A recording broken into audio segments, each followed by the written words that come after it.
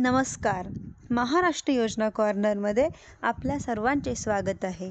आजच्या व्हिडिओच्या माध्यमातून आपण बघणार आहोत की नमो शेतकरी महासन्मान योजनेच्या निधीत 3,000 रुपयाची वाढ करण्याची घोषणा महायुती सरकारने केलेली होती.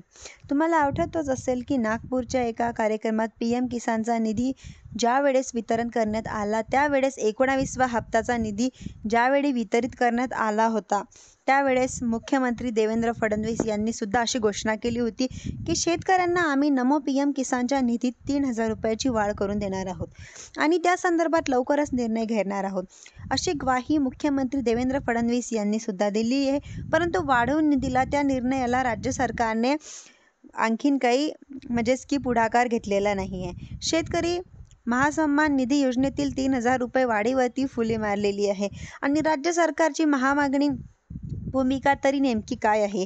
शेतकऱ्यांना पुन्हा एकदा नुसतं की गाजरच गेलेलं आहे. या सगळ्याच विषयाची माहिती आपण बघणार आहोत, त्यामुळे व्हिडिओ शेवटपर्यंत नक्की बघा. तर पीक विमा योजना आणि नमो शेतकरी महासन्मान या दोन योजनांमधून कोणतीही भांडवल गुंतवणूक होत नसल्याची उपरती आता राज्य सरकारनं झाली आहे. भांडवली गुंतवणुकीसाठी 5 वर्षासाठी 25,000 कोटीची गुंतवणूक करण्याचा नमो शेतकरी महासन्मान योजनेतील वाढीवर राज्य सरकारनं फुली मारल्याची माहिती उच्च पदाधिकाऱ्यांनी दिली आहे. किमान या केंद्र सरकारच्या योजनेतील धर्तीवरती शेतकऱ्यांना वार्षिक 3,000 रुपये देण्याची योजना महायुती सरकारने मोठ्या धूमधडाक्यात आणली होती. तत्कालीन मुख्यमंत्री एकनाथजी शिंदे सरकारच्या काळातील ही योजना अद्यापही सुरू आहे. या योजनेत आणखी 3,000 रुपये वाढवून देण्याचं आश्वासन भाजपसह महायुतीच्या जाहीरनाम्यात करण्यात आलं होतं. शेती संदर्भात अनेक घोषणा या महायुतीच्या जाहीरनाम्यात होत्या, मात्र प्रत्यक्षात अर्थसंकल्पात यातही एकही आश्वासन पूर्तता केलेली गेली नाही आणि 1 रुपयाचा पीक विमाची ढोल बंडळून झाल्यानंतर आता पुन्हा नव्याने जुनी योजना लागू करण्याचा निर्णय महायुती सरकारने घेतलाय.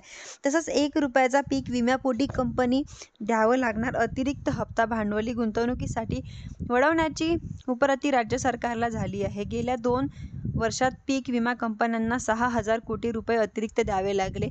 आता हेच पैसे भांडवली गुंतवणुकीसाठी वापरू, असं सरकारचा दावा आहे. त्यासोबतच महायुतीचा नमो शेतकरी महासन्मान निधीमध्येही 3,000 रुपयाची वाढ करू असं आश्वासन दिलं होतं.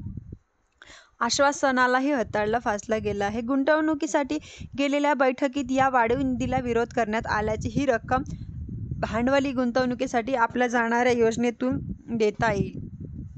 नमो शेतकरी आणि पीक विम्यातून भांडवली गुंतवणूक होत नसल्याची उपरती आता राज्य सरकारला झाली आहे. धन्यवाद.